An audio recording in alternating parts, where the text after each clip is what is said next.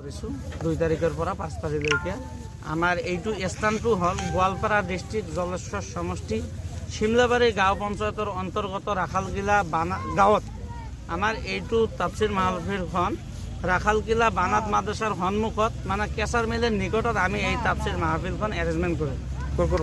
আমাৰ ইয়াত বহুত দূৰ দূৰৰ পৰা বহুত বিজ্ঞ আলেম ওলামা আহিব। বৰপেটা, গুৱাহাটী, বদৰপুৰ মানে বহুত দূৰৰ পৰা আহিব।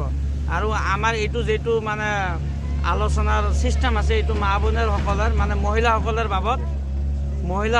বাবদ আমি ৰাতিপুৱা 9টাৰ পৰা সন্ধিয়া 4টালৈকে শেষ কৰিম আৰু মতা মানুহৰ সকলত পুৰুষ মানুহৰ সকলত আমি মাগৰিবৰ নমাজৰ পিছত ৰাতি 11টা 11:30লৈকে হাদিছ কোরআন সম্পর্কে আলোচনা করব। কি কম্পিটিশন চলিব? কোরআন আমার ইয়াত আছে, কোরআন কম্পিটিশন 10 পারা আছে, কেরাত কম্পিটিশন আছে, আর বায়ান কম্পিটিশন আছে, নাচ কম্পিটিশন আছে আমার ইয়াত।